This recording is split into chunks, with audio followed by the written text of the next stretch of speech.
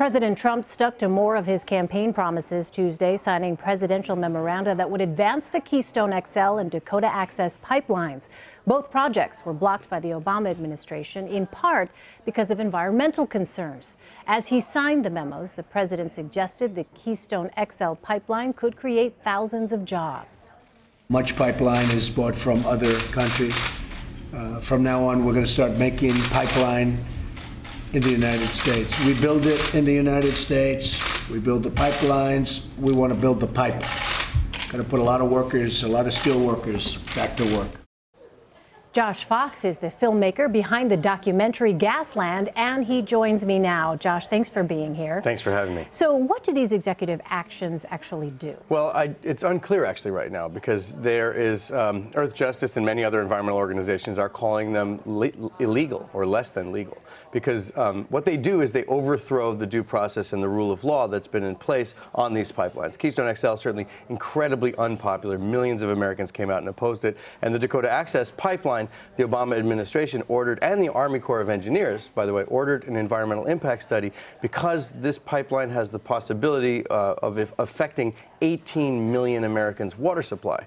And that's no small thing. These pipelines leak all the time. We've had 3,300 major pipeline spills in the United States between 2010 and 2015. So water concerns at Standing Rock Reservation are primary. And also, of course, this is an issue of indigenous sovereignty as well. So you've traveled to these places. Tell us what it is that you have seen. What are the concerns that people living around these areas have? Well, when a pipeline bursts, there's really no way to clean it up. You're talking about an underground spill of oil and gas. If that gets into underground sources of drinking water, those sources of drinking water are contaminated forever. If it gets into surface water, like a river or a stream, it's extremely difficult to clean up. We've seen the Yellowstone River, the Kalamazoo River. We've seen beaches in Santa Barbara completely soiled by black oil. We've seen whole towns smothered in black oil, like Mayflower, Arkansas, which had to be completely abandoned. So these are not trivial safety concerns, and that is at the primary objective of the water protectors at Standing Rock, who have been putting their bodies on the line and standing in between the bulldozers and the pipeline and their water source, which is the only source of water for the reservation, but also the Missouri River, the source of water for 18 million people. What would you say to proponents of these pipelines who argue that having rail transfer this oil from one place to another is not safe, is not as safe as these pipelines would be, and so therefore what you're actually doing is making it safer for people living in and around these areas where this oil is going to be Well, transported? that's the kind of crazy logic of the oil industry. It's like asking somebody if you'd rather be stabbed or would you rather be shot. I mean, we know that the bomb trains derail and they explode. What and are the bomb killed, trains? What are bomb trains are, we call them bomb trains because they explode like bombs. In fact, they've killed people in the middle of the night in their towns when they've ignited and exploded. Because explain how combustible we're talking about this material. Well, this is oil, right? So you know that it can ignite, and if a train derails into a river, into a stream, into a town, they often explode, and we've seen terrifying instances of that. In fact, in Lac-Mégantic, Quebec, 74 people were killed in the middle of the night in the center of their town when one of these bomb trains derailed. So pipelines would be safer than these trains? Well, no, because as I said, we've had 3,300 major pipeline spills. Water is more important than oil and gas at this point in America. You know, 80% of Americans want renewable energy. These pipelines are what is getting in the way of that market advancing, solar, wind, all the things that we know we need to do because of climate change and because of public health and safety. So 80% of people in America want renewable energy, and 100% of people in America want clean water. Donald Trump is standing up in a I would say, a very tyrannical way and saying, this is my purview. I'm going to do this in a very Donald Trump kind of way. I'm just going to bulldoze the entire legal process. I'm going to run over all the people who are objecting to this with very, very clear and valid objections and sign these executive orders. And I think this is going to be a court case. I think this is going to be a battle that goes on for quite a while. And at Standing Rock, they're calling for new water protectors to come to camp and say, please join us here now in North Dakota.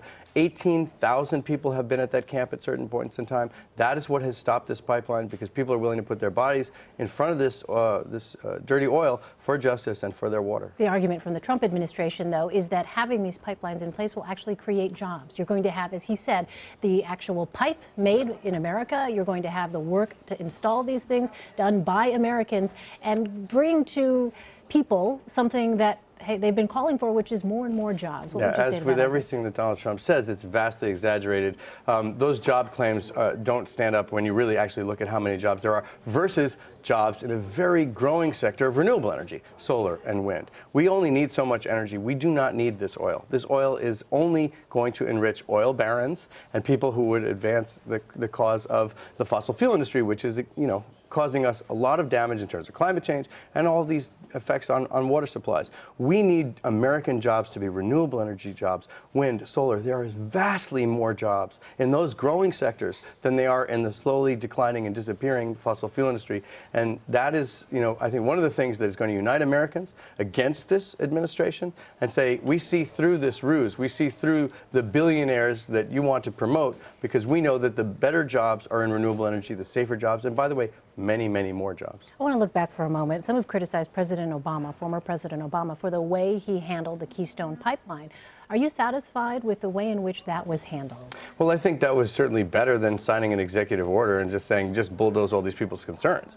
Keystone XL was stopped by a coalition of people from all across the nation. There were people in Nebraska, traditional Republicans, white farmers, who said, no, you can't put your pipeline through our backyard. So this was an issue of eminent domain for private gain, that a multinational foreign company, right? A Canadian company was going to be able to put their pipeline through Americans' backyards, jeopardize the Oglala aquifer. The same thing is true of the Dakota Access pipeline. This oil, by the way, most of it will be going for export. It's supposed to go down to the Gulf of Mexico where it's going to be refined there and sent overseas. This isn't even for American use. So what you have right here are people who are exploiting the United States of America as if we were a third world nation and ramming a pipeline through an indigenous sovereign tribe at Standing Rock and imperiling 18 million people's water supply as well as exacerbating climate change and holding us back from the future that we all want in America, which is renewable energy. So this is a travesty of justice. It's a travesty of the environment. And in many people's view, it's illegal. So I think this will be challenged in court, but definitely challenged on the front lines with people's bodies. There are protests happening in D.C.,